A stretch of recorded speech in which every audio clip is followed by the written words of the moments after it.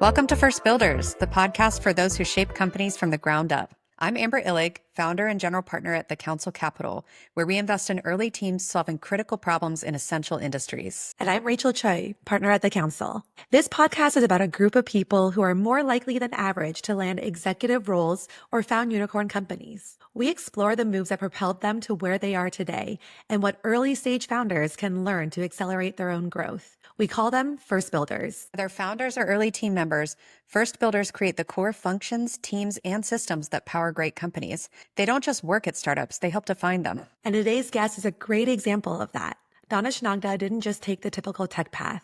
He started out as a doctor and is now co-founder and CEO of Rezilient, where he's rethinking how care is delivered to high-risk patients. He's also the host of Uncanny Valley, a podcast where he dives into what it really takes to build in today's climate. Now, this episode is very special to me as I had the chance to invest in Rezilient early on out of our Fund 1 and have worked closely with Danish ever since. The day we signed the paperwork for the deal, I remember that Rezilient also closed their first enterprise customer, and it's been absolutely nonstop growth ever since. So I've seen Danish lead and scale the company with clarity and excellence through widespread market meltdowns and more. Danish, welcome to First Builders. Hey, Rachel, how are you?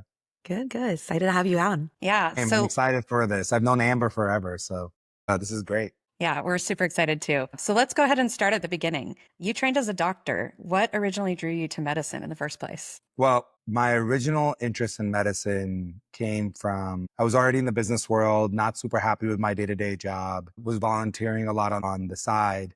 There was a free clinic in Southside Chicago where I was volunteering. I was working out of Chicago at that time as a consultant and would go volunteer once in a while. And there was a physician there who happened to become a mentor who said, you know, you really are very good with patients. Are you sure you don't want to be a doctor? And I told him that my entire life being a brown person, I said, I never want to be a doctor because that's what's expected of me. But then, he was like, well, maybe you can rebel and go back to school. And so that was sort of the genesis of that. I went back, did a post-bac, and during that time met who became my mentor. He was actually the former dean of the School of Medicine at WashU. I did a lot of health policy work with him, and unfortunately he passed this year actually, but he encouraged me to go and pursue my path. And he said, look, medicine is funny that way. He was a nephrologist by training. And he's like, I haven't seen a patient in decades, but you don't need to be taking care of patients to take care of patients. And that was one of my favorite lines because he was honest about that. I always remember that. But he said, go and keep an open mind, and medicine is so broad and so deep that you'll find your place there. And so I ended up going to med school at Penn. I did that. And, during my time there, just one big interesting part, why I ended up doing ear, nose, and throat, which is not like one of the sexy specialties. It was primarily because of cochlear implants. And when I was going to be an ortho. Personality wise, it fits. And so I was going to be an orthopod. And one shift in doing pediatrics, I went in and I saw a cochlear implant case. It was kind of boring, actually. It wasn't that interesting. But then the surgeon was like, hey, Danish, you should go to one of the activations where they turn the cochlear implant on. And it was a child that I'd never heard before. And I walked in, I was sitting in the back. The family gave us permission and they turned on the cochlear implant. And I can tell you that I may have cried. I was a bigger guy at that time. I may have cried more than the mom did. It was kind of embarrassing, like big tears coming down my face. Because the kid was kind of doing whatever, and then they turn it on, and the kid was like, "What is going on?" Whoa, that's and wild.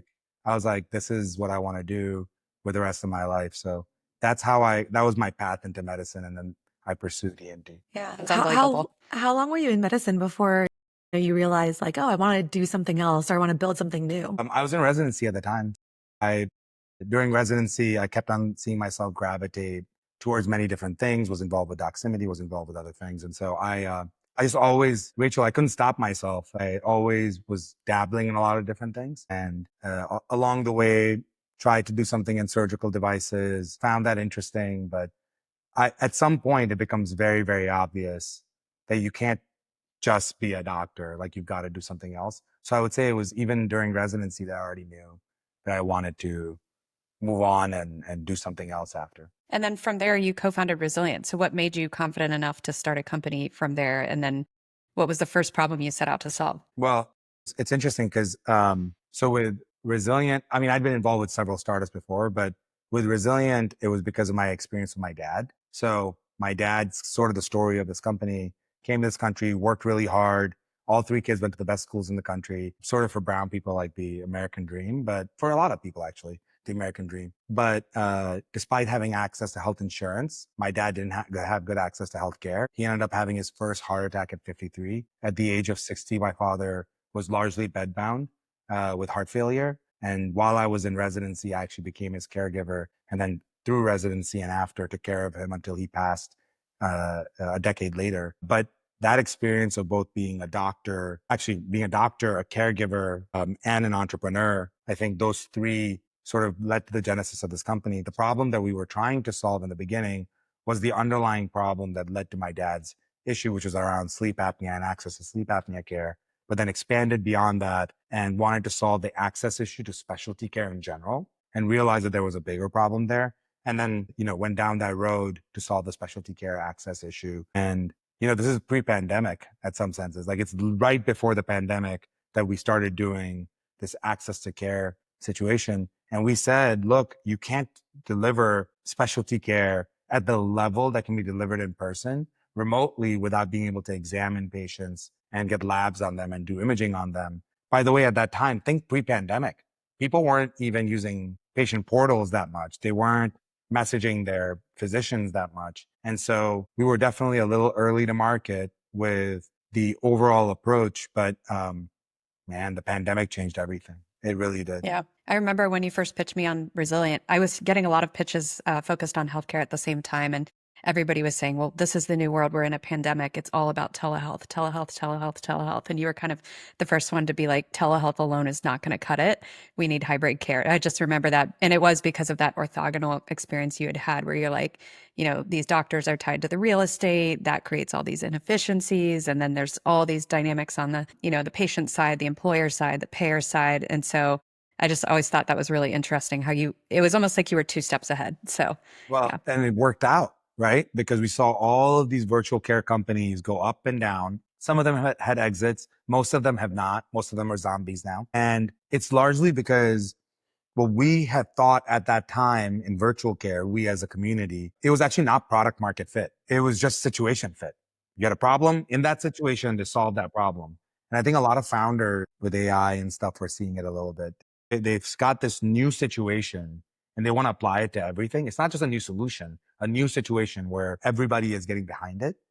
We just always said, well, if we're not solving a real problem, like we don't want to be doing it. And so Amber, you remember our original approach was to use robots over the internet and It's a live distant memory. streaming Yes. distant memory. But it's interesting. I mean, like our cloud Yeah. clinic.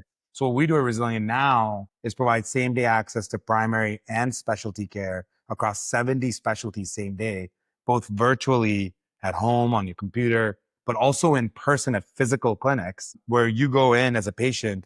But even when you go in and you sit down in the chair, the doctors are actually on the screen and all the tools across all the specialties are connected. So think like a dermatologist and a dermatoscope and ENT and otoscope or endoscope. We're doing all of it. And we're all of those devices are actually connected to Resilient and live streaming to the doctor. And there's a person in the room. They literally grab the otoscope, they put it in your ear and your eardrum is streaming live. But not only is it streaming live to the doctor, it's streaming live to you as the patient. And the doctor's explaining to you what's going on. Now that human in the room, they're a paramedic. We thought that we could have the thing in the room be a robot. Hmm. And I that was remember going to that. be the crazy scalable. Because again, the analog was telehealth, which was crazy scalable, right? And it was like, so if you walked into a VC meeting, this is lesson number one. If you walked into a VC meeting and you said, hey, we're going to put a human in the room, they'd be like, why would you do that? I see all my doctors virtually. That's not scalable. And like that was the mindset at that time. What if they catch COVID? What if it was kind of like, it was as if COVID was never going to end. Yeah. It was like, this is the new world. And I would sit there and I was like, you've never taken care of a patient. You don't know what the hell you're talking about. People are going to go back. It's like, I'm an ear, nose, throat doctor. Imagine I didn't look in your ear, nose, and throat. Can we stop like making shit up and like actually have like real conversations around healthcare? And I think that those VCs no longer invest in healthcare, if you know what I mean. And so, Yes. so taking a step back, our original idea, our solution was the wrong solution for the time. I still think that we'll bring the robot arm someday, but it's, at the time it was the wrong solution. But as you know, Amber, Jeff and I were hyper focused on solving the problem. We were not in love with our solution. We never have been the type of people that like fall in love with a solution. It was hard. There was a lot of money spent. It was not easy. It hurt like hell. I loved the robot. I swear to God, I still love it. You know what I mean? It's hard still, but we I had to still have ride that like, last slide of the deck like imprinted in my mind. I'm like, someday that arm is coming. yes, yeah, Yeah. exactly. Like someday it's Yeah. coming. But it's like kind of interesting because the tech that we built allowed us to be 10 steps ahead of everybody else. The real time telecommunication link that we built, because we had to partner with the devices. So for robotics, I never talk about this part, but it's interesting. The robotics required a certain millisecond delay for it to work because the doctor would move a little and then the robot would move. And that whole system had to be really real time. Otherwise it would be off. So we built a super real time movement telecommunication system that once we remove the robot, it makes you feel like you're literally in the room with the doctor. And like that is like the crazy secret sauce that I recommend every founder try to go and recreate. It's just incredibly hard from a technological perspective. And we did it with a bunch of roboticists, you know what I mean? And so it was something that we figured out that other people have not yet, because that's like the number one question I get now, which is like, how long until there's somebody who does what you do? Because I still can't believe we're the only cloud clinic people, but that mistake led to what we are today. Yeah, it's super interesting what you were saying there because it sounds like, again, no one's really doing it right now. And I know Amber has at least mentioned to me before, but like, how not being from Silicon Valley maybe is, an asset for you. I wonder if like something like this was like that. Yeah, can you walk us through like kind of how you broke into tech and Silicon Valley and, if there's anything that really felt closed to you like early on? Yeah. I mean, it's not sexy to go with a black and brown founder from St. Louis trying to go raise some money in the Bay. There's, you all know the saying about the Bay, but, people are very nice, but not always as kind. And it's just the Totally. truth. Like we're from the Midwest, right? Sorry. I'm from the You know, Midwest too. I feel you. yeah, we're from the Midwest, right? And Yeah. so ultimately, this is the truth of it, which is if you're a founder today trying to go build, you kind of have to maximize chances. And I would say go live in the Bay Area if you can. I was just taking care of my dad and I couldn't do it. You know what I mean? And so for me, I get that. There was some advantages to it though, Rachel. Nobody noticed we existed. And now we have hundreds of customers and millions in revenue, and it makes life much easier. And now Bay Area, we can get Starting meetings to pay and people are attention. Yep. yeah, well, they can pay attention, right? Yeah. But at the same time, like we're incredibly grateful. And I get their point of view. Like if somebody came to me and said to me, hey, I'm from some random town in Nebraska, I'd be like, oh, okay, that's cool, right? Because that's the same version to me as to, the Bay Area. I understand why they felt that way. They were like, this doesn't fit the pattern. Like they are pattern matching machines. And by the way, and part of it is also if you really are serious about it, move to the Bay Area, which is a fair point also. So it's just the life situation was not that way. And so I had to do what I do for my family, but it's, I don't fault them for it. It's just kind of funny now in hindsight. Yeah. Yeah, I would. Amber was one of the ones who was able to find you early. That's right. Yeah. She got the valuation for it. Yeah. And not to project this on you, but one of the other super skills I feel like you had because you weren't in Silicon Valley was you really had to balance that mindset of like big growth and vision that you see all the time in Silicon Valley. It's all about storytelling and just fitting the pattern. But then you and Jeff you were basically weathering multiple storms. Like we had COVID, then we had that FTX, banking collapse that was in a totally different industry, but it impacted everyone. And then we had a banking crisis. And I just feel like being from the Midwest, you had this like unit economics, like in the back of your pocket. You're like, you know what? We always knew something might happen. And here we are, we're ready. Yeah. Then it was like you could switch gears again and be like, you know what? Actually, now things are better. And like we've been steadily growing this whole time. Now let's pour fuel on the fire. So I think you just had like these two different, Well, maybe the your goal is, personality is very like vision oriented, but you also had that Midwestern like practicality. well, it's interesting because it's like we run our company lean like a PE shop, but like our growth rates are VC growth rates, right? Like last year was 600%. I mean, like those are real 600% year over year in revenue growth rate. We're growing. I mean, 2.5 years ago, we had 0 customers. Today we have over 300, right? Like these are like crazy VC oriented growth rates, and and we're not super quiet about it. We're pretty loud about our growth, but it's one of those things where I think that pattern is changing, maybe not in AI, but in other spaces now, where the VCs aren't falling for just like the loud, heavy vision oriented Yeah. People are burned. They have founders, PTSD. Yeah. as they Yeah. should. I mean, again, the challenge that's happened is, and you remember this, Amber, I can walk anyone through our financial model like that because we're so in the dollars and cents. Our gross margins are really, really high for a care delivery business. And so it's one of those things where we do think about that because we actually think you can't scale something unless your gross margins enable it, unless your unit economics enable it. And cash is critical, right? And so it's funny. I remember Amber might not remember this, but she mentioned to me once that there was a little bit of a scarcity mindset. Do you remember this? You said it to me once. Trying It to was like in remember the what the middle of context something. was. It was in the Yeah. middle of something. And I was like, well, like, I don't know if we can go for this. And you're like, well, that's a little bit of a scarcity mindset. And I was like, interesting. And I thought to myself, I was like, yeah, maybe that is part of the challenge of being a non-Bay Area startup. And, the money that we've received has been primarily from the East Coast and, you all and Acorn on the West Coast, but a lot of it came from folks that have built companies and, have been big founders themselves. But we don't have that abundance mindset as like a default. I don't know. I don't know if I can build it. I've been building it, but it's hard. It's hard coming from the Midwest because, VC is very different out here. Yeah. But I Totally. mean, I think you've been able to like really just leverage that, right? Like that disciplined mindset again, like in how you've built the company. So it's Yeah. probably just paying off to have that still. Yeah. But now we Yeah. got to grow. Now it's time to go, go, I know. go. Waiting time. Now it's not like, can we stay alive? It's like, am I doing everything in my power? I even feel No, it I as an gotta tell you, investor in you. I'm one of like, our am I doing investors, everything? Yeah. one of our board members, he was like, hey, stop worrying about gross margin right now. You guys are growing so fast. You'll figure it out. Like you have so much margin that like you'll figure it out. And that was super helpful because it was kind of, again, that scarcity mindset. Where's the cash going to come from? How are we going to think about this? Yeah.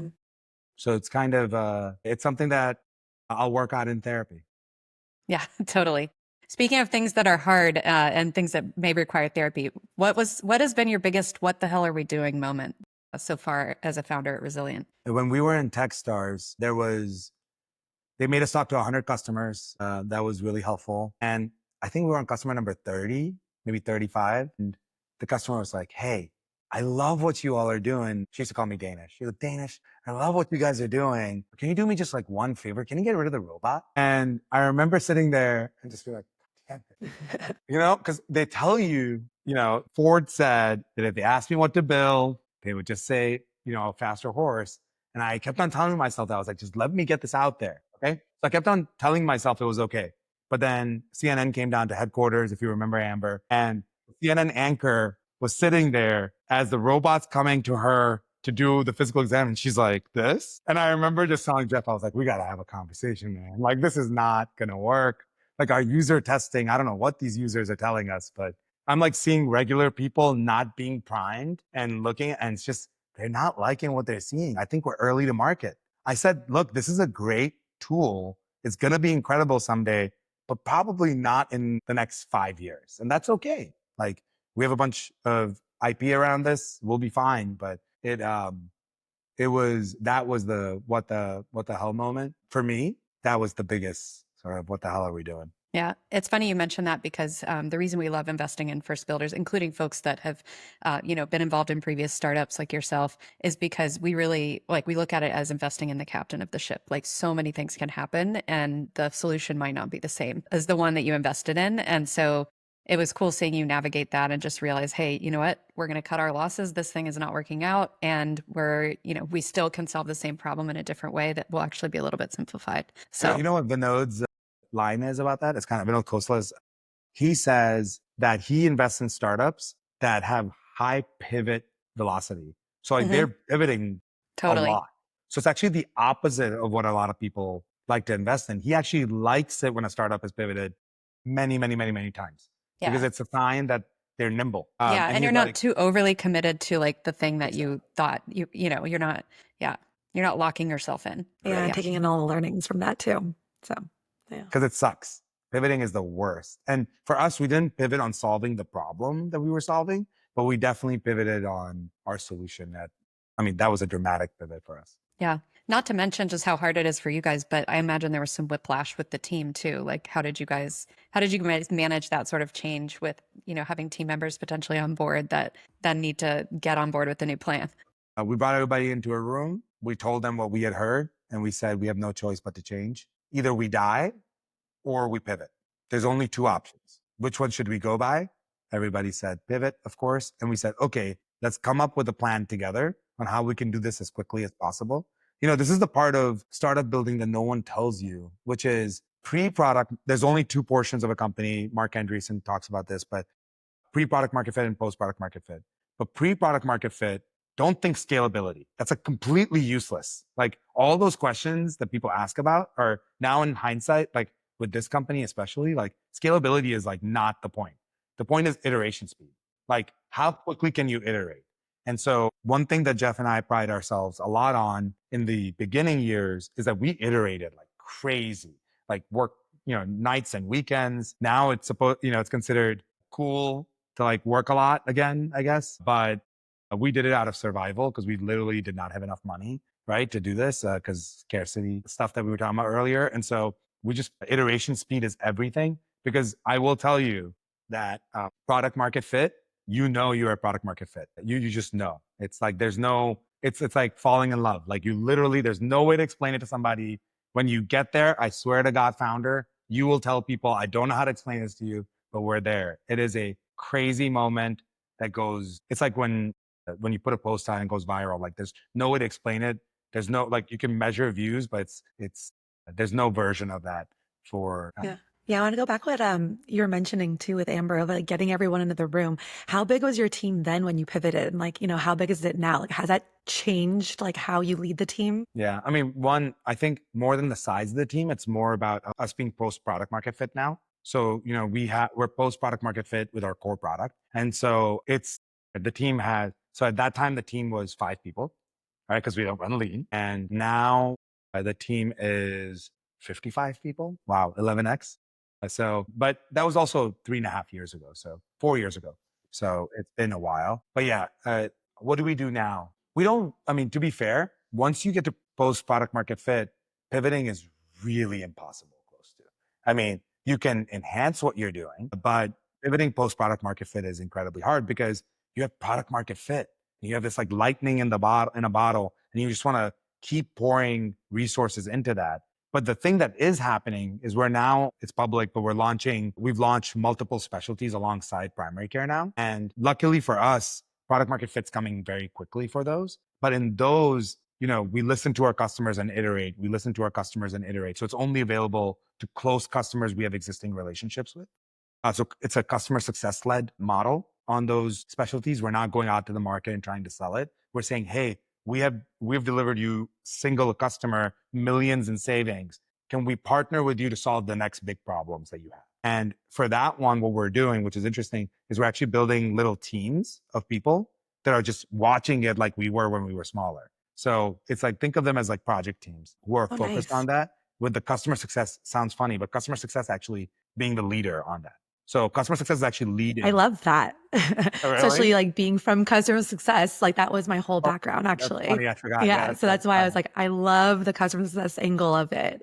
Well, Because I because do believe that when you really know that, it can really well, add to the success customer there. success has to know product very, very deeply. And so a product always thinks product solutions. Customer success just thinks about solutions. And so there's a big difference. And so from our perspective, if you're sitting there with a customer, you can throw products at it, you can throw people at it, you can throw process at it. There's a lot of different tools in the toolbox that customer success has that unfortunately product does not have because product can really only work on the traditional product.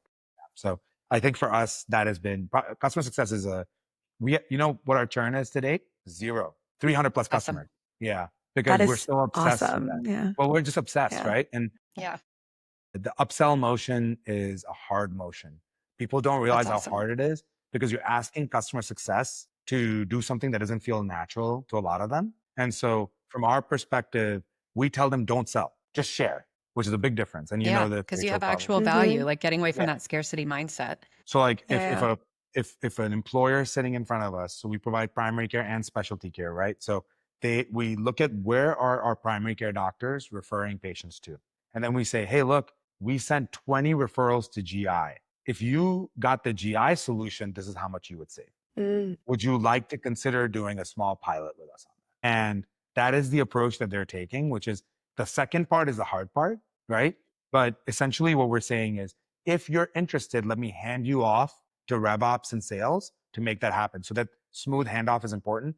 But you know who advocates the most for customers? Our customer success team. That's their babies. It's a Yeah. very, there's a Yeah. level of like, no, Because that's they're my working with customer. them every day, right? Like Exactly. they're in there, they're helping them with the workarounds, right? Like sometimes Exactly. if the product is not quite working, right? They're like, oh, you could try this, you could try this. Yeah. Exactly. And so they are very defensive. And I want that defensive posture, like that, like not defensive, like aggressive, like the opposite of defensive, like aggressive posture of like, no, you don't get to mess with my people, right? That we have to have that little friction in the organization so that things get done. Because if you're, I think back to like what got us a product market fit super quickly. And, early deal making is always funny. So, your first 5, 10 customers are not, you're not going to get them the same way you get your next 50.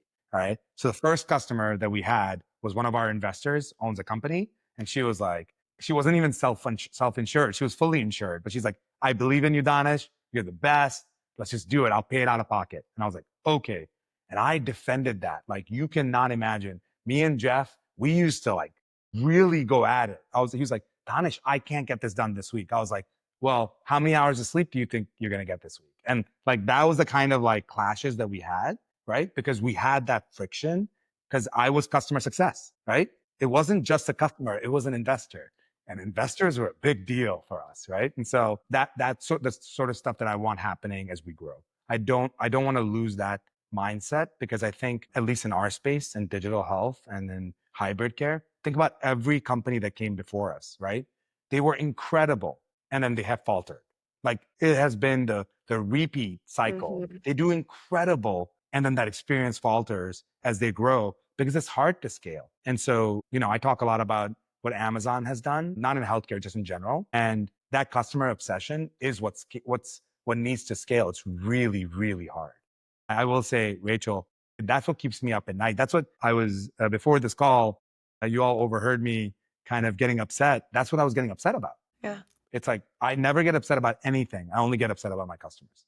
And that's but that trickles down. Everybody knows, like, Hmm. that's when rubber hits the road. And I think that customer success culture is actually Yeah. what's missing in our industry. That's huge because I feel like so many companies, even whether they're healthcare focused or non-healthcare focused, there's so many companies that just focus on sales and they're just like sell, sell, sell, and they've got all this contracted ARR. And then it's like you can just burn through that so fast and spend so many months chasing that annual revenue. And then it just goes away the second you're not paying attention to your customers. So I think that's great. But one thing I did want to talk about today is sales, and you already kind of hit on it. Those first 5 deals are very, very different than like all the deals that happen after that. And there's so many transitions that founders go through, from like founder led sales to founder supported sales to founder free sales. Where are you today? And like, how have you gotten there? Because I think, and I'm asking because I think this is something you've, from afar, my perspective is you've done it very well and maybe had some like natural inclinations toward it, but there have to be learnings along the way because it's not easy for anybody. Yeah, it's funny. I never sold before this company. It's My wild. Yeah, I know. entire I'm like, how does a doctor it just be this like natural born enterprise sales founder? It was No, amazing. no, it's because I'm not. That's Yeah, the key. maybe It's, I that is. think I Yeah. had zero, like, no one will ever mistake me for somebody that's humble. But that's the one thing I was very humble about is, that I'm not good at selling. I feel icky when I sell. And so I said, you know what? I'm just going to do sales my way. And my way is how I talk to patients. I will actually talk to all the customers like they're patients. And so what do you do as a doc? You walk in, you have authority. So for me to know what my customer needs, I need to know everything about them. You can ask me any question about a health plan and I can answer them like I am a health plan designer, like I am a benefits broker, like I'm a benefits consultant. Now, I don't know the tactical side of it, but I understand the plan design. In fact, I give a talk to all of our sales team called The Anatomy of a Health Plan that I designed, that I went through and learned from incredible benefits consultants and brokers. They were like, no, Danish, this is actually how a TPA works. No, Danish, this is actually how a PBM works. This is how stop loss works. I mean, all those pieces are critical. So I just over intellectualized it. I said, if I'm going to sit there with them, I want to be their chief medical officer. Let me come in and have this conversation with them and let it be a consultative sale. So the first 5 customers, I would act like it was residency. I would go in. I wanted to understand everything. I would sit down with the head of HR. I would understand every aspect. Like, what's going wrong? No, forget about primary care for a second. Tell me what's going wrong with the health plan. What's happening? You guys had another 16% increase this year? What happened? Oh, this med. Oh, they just released Humira. Oh, that's interesting. What if we could change that in our formulary for our doctors and move to Skyrizi instead of Humira? Would that be cheaper for you? Okay. And I literally was doing that with our first 5 customers at a crazy scale. Like, I needed to understand every aspect of the health plan, like my life depended on it, because I was not good at selling. I couldn't just walk in there, put on a mock collar, a black mock collar, and be like, welcome to the future. It was nothing like that. And by the way, we have, I would say, the most forward-thinking approach to hybrid care that you'll ever see. You're going to physical clinics where the doctors are on the screen. I mean, this is, compared to the other companies, we are light years ahead, right, in terms of tech.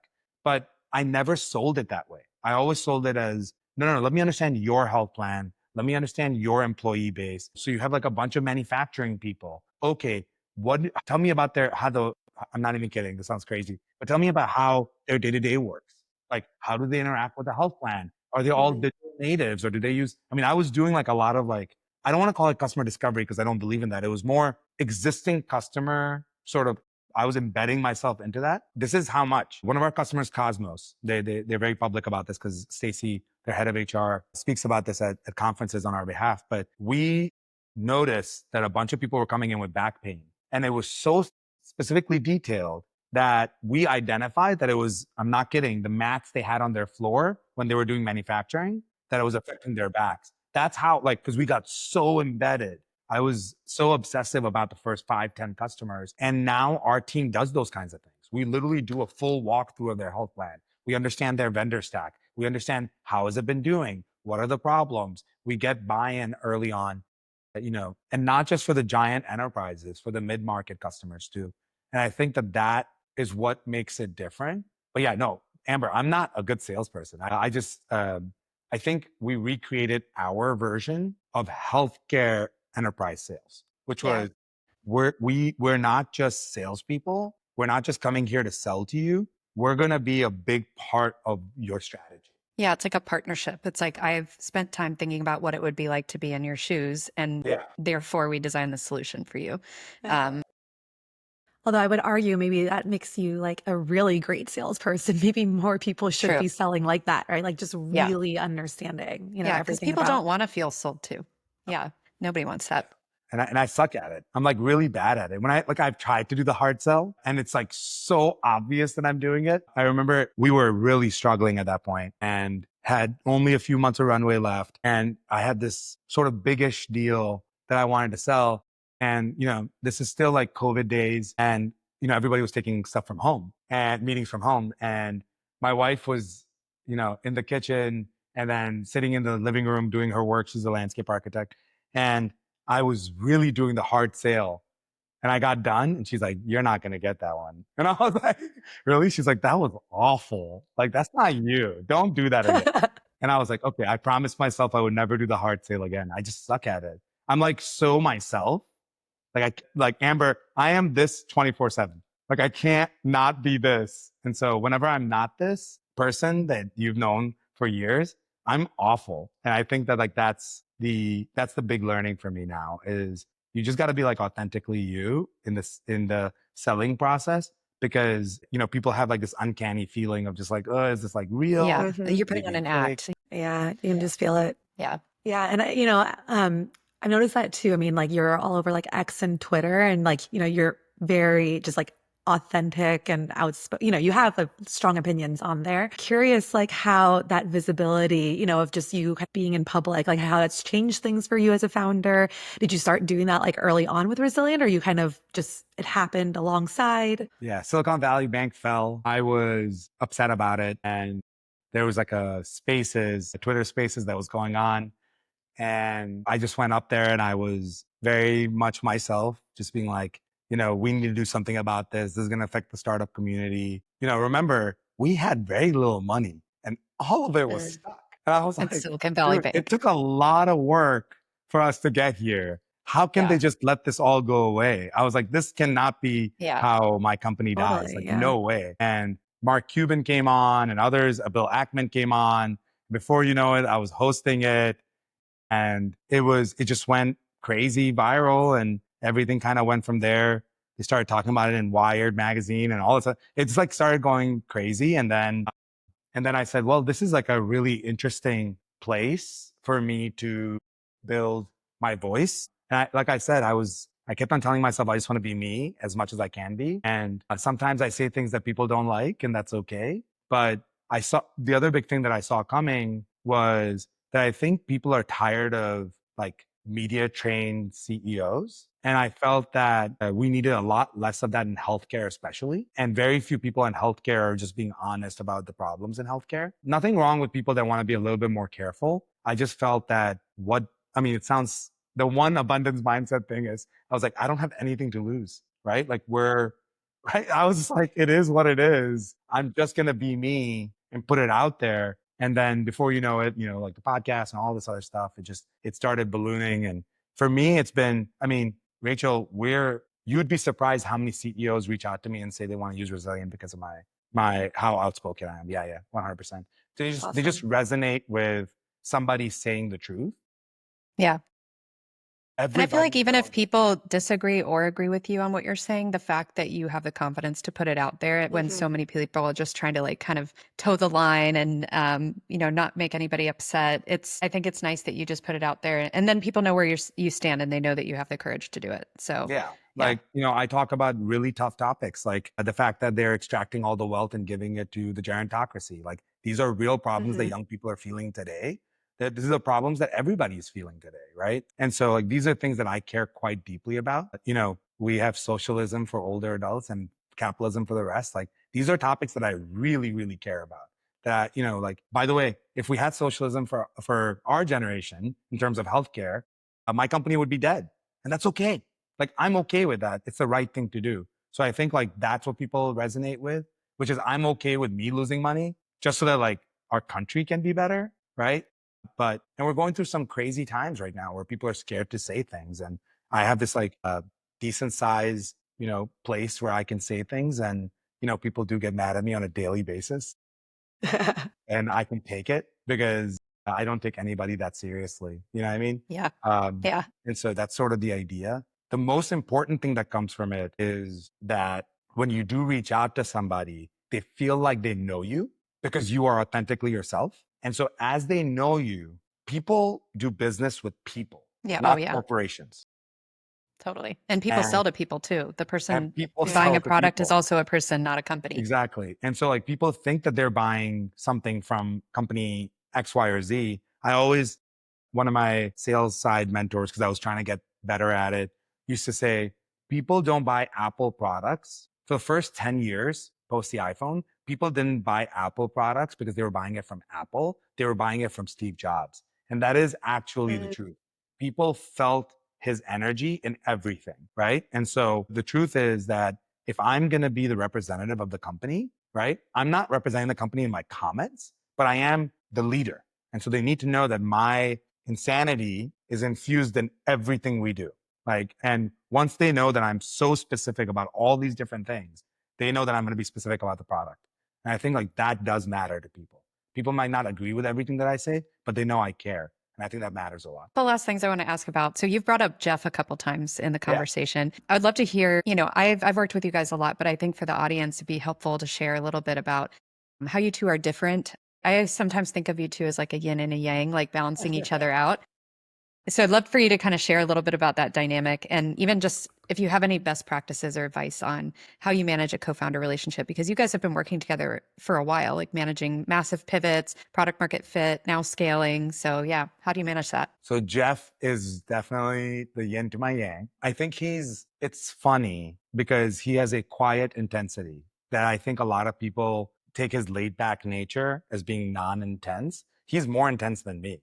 I just externalize my intensity. He internalizes it. And so that's one of the things about Jeff that's been very interesting, which is that communication style is the opposite, which is good because then we can communicate with each other. But intensity level is the same. So that's something that actually I think a lot of founders get wrong. You can't have an intense founder and not an intense founder. Well, Yeah, that's actually, where it breaks down.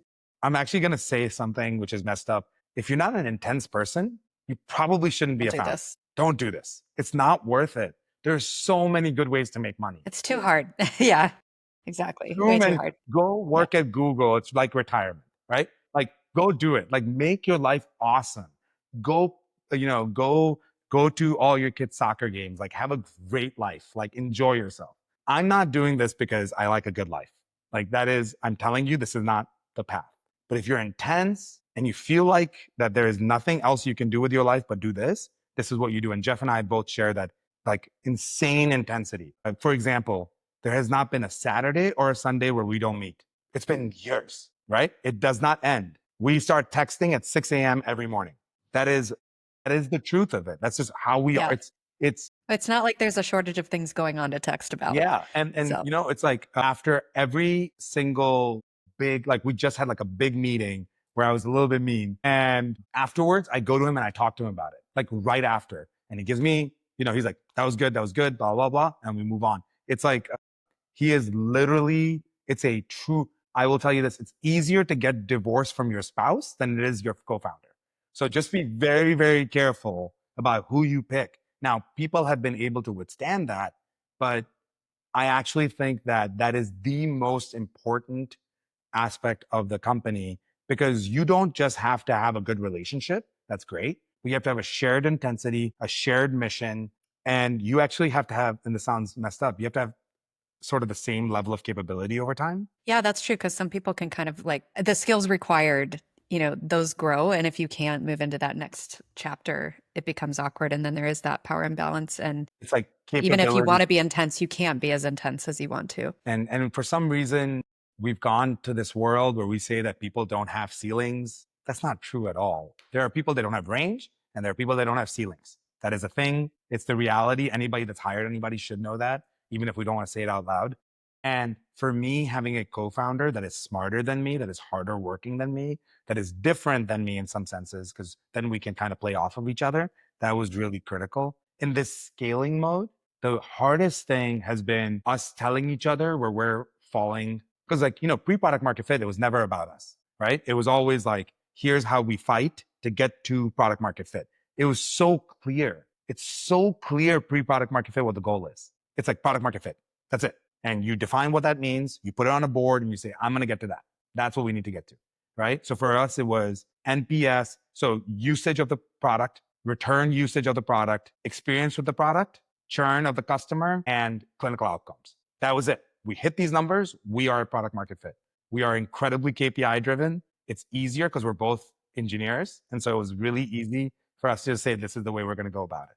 Post product market fit, it's endless. So you got to time bound it and you got to say, okay, I need to get here without losing these things, right? So I can't go down on NPS. I can't go down on clinical outcomes. I can't go down on this, but I want to get this growth. And the thing about the co-founders is he has to tell me when I'm getting in the way and I have to tell him when he's getting in the way. And that has been quite challenging, but it's easier because we've known each other forever.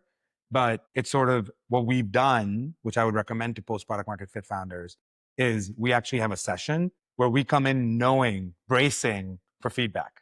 So we have feedback sessions where Jeff just tells me, dude, this week, I really wish you wouldn't have done that. Here's what I would have done instead. Here's what's going on. And the most important thing, people have given Brian Chesky a lot of issues and commentary, but he's right about one thing, which is when you're co-founders, the relationship is more important than the argument.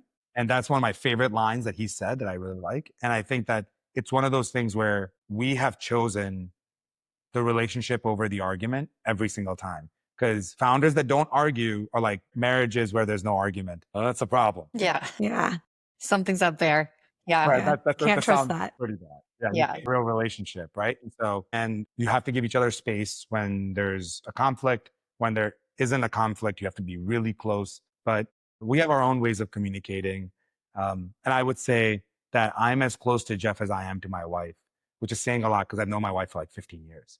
Right. And so, but we are very, very close. I mean, like we are in meetings and he looks at me and I know what he's thinking. So that's where we are. We were just in the meeting right now. I could tell it's like, I know when I'm messing up. I know when I'm doing well. It's like he's my counterpart. He's your mirror. Yeah. Um, cool. Well, we're going to hit you with a few quick fire questions. So just say the first thing that comes to mind and we'll go from there. Yes. All right. So, most underrated skill for a founder today. Hard work. Nice. One lesson from medicine that surprisingly applies to startups. Listening is more important than talking. A book or podcast that's influenced how you lead. That's a tough one, but I would say from all the podcasts that I watch, which is a lot of podcasts, how I lead, I would say it's a couple of episodes from Lex Friedman where he interviewed Elon. I think people can say whatever they want about Elon. He's an incredible delegator. And it's something that I aspire to be. Best decision you've made as a founder so far. Jeff, choosing Jeff as my co-founder by far. Nice. We teed him up for that. Yeah. A personal habit or mindset shift that's changed your game. I think moving to an abundance mindset, I'm working very hard on that. And I think it's helping the company quite a lot. And last one, what's a piece of conventional startup wisdom that you actually disagree with? The way that one, I don't believe in the business model canvas. I think the lean startup model is bullshit. I think that's like one of the worst things that's happened to startups. But also I think that a traditional sort of the belief that you have to have a good pitch to get investors, that's a complete lie. Your pitch actually is, the more your pitch is a conversation, the more likely you are to win. And number two, you have to walk into that with insight, not a pitch. And there's a big, big difference there. I think a lot of pitches get very pitchy. Like, here's the problem, here's the solution, here's the market, here's this. And I think that it's like a checklist. Yeah. And people actually invest in people and unique insights. If you're a human being that has like a really, really good relationship with the person and you have a unique insight that makes you 10x like far ahead of everybody else and unique insight about a problem, right? Amber, even to this day, the unique insight I had was that telehealth was not enough and you still remember it. How many years has it been? Like 3-4 years, right? Yeah, And so, at least probably 3 years. Yeah. And so that's what people remember is the unique insight about a problem that only you somehow have figured out. Because you know what's really interesting about VCs? VCs are chronically curious people. So even if you walk out of that meeting and you can incept them with an insight about a problem, they'll be taking a shower and they'll be like, man, that was interesting. Yeah, you're taking up real estate. Yeah, you're like taking, you want to live in their mind space and you're not going to do that coming in and pitching just like everybody else did. You're going to walk in and you're going to say something that in the moment, it may not register completely, but a day goes by and they'll be like, oh my goodness, that's so true. Oh, I just noticed this. Oh my God. And like that inception that keeps becoming an idea in the VC's head is actually like the most powerful thing you can do. And that conventional wisdom of like, this is how, and by the way, every business school in the country has been teaching this. So you think that if any MBA grad could just put this formula together and raise money, that it's going to work 100% of the time? Ditch that formula completely. Think about your problem incredibly deeply and come up with that unique insight and just walk up to a VC at a networking event and say, hey, I'm solving this problem that other people aren't paying attention to. It might not be a problem today, but it's about to become a really big problem, right? And here's kind of how I'm approaching it. What do you think? Make it a collaborative conversation. And before you know it, you have a term sheet. So I think like that's the approach that I would take. I think pitching rarely works. Well, Danish, thank you so much for being here. Where can people find you online and follow along with your journey? You can follow me on X on Operation Danish, and then which spells like Operation Danish, or you can follow Rezilient on LinkedIn by just looking up REZILIENT health. Or you can go to resilienthealth.com. Amazing. Awesome. Thanks so much for being on. Yeah, thanks for having me. It's awesome. I feel like I got to learn more about you, even though we're on the phone like all the time. So it was nice to be outside of the problem solving mode and then figure out who is Danish behind all of this. That's right. And thank you for the therapy session. Of course. Awesome. Well, thank you so much. Yeah. Oh, it's all good. Thanks, everybody. See ya. Nice to see you. That was an awesome conversation. Amber, what stood out for you for the conversation? Man, there was so much. I feel like one theme that just kind of spanned the whole conversation for me was adaptability. I think you saw it in multiple parts of the conversation. Like he talked about how he approaches things differently with the team and with the concept of pivoting pre product market fit and then post product market fit. He almost has a different style of leadership and even strategy depending on where the company was at. And then he talked about it again when he was talking about how the first 5 sales that you make as a company are very different than every sale you're going to make after that. And then just pivoting in general, it seems like, especially early on in the company. And I saw that firsthand as an investor in the company. They were not afraid to say something was not working and move away from that thing and move toward the thing that looked like it was going to be promising. So I think that that adaptability has really helped him over time.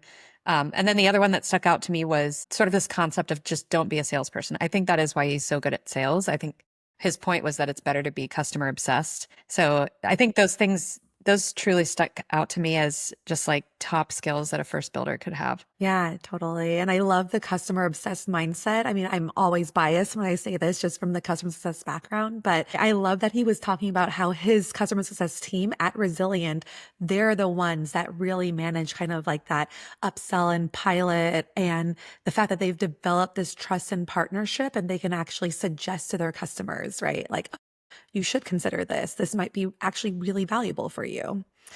But yeah, on my side, the other things that really stuck out to me was his co-founder relationship and how, how important that relationship is, how they're able to really push on each other, but they've also developed a relationship where they can have those honest feedback and they can really work through things together as well. And then the other thing was the scarcity versus abundance mindset and how that scarcity mindset really served them well very early on, focus on unit economics. And now the fact that, he has to really think more in that abundance mindset, just given where they're at and, really go after all that growth. Yeah, totally. And we see that the co-founder thing, we see it across the portfolio and even in talking with other fund managers. It's kind of like the number one reason why startups fail.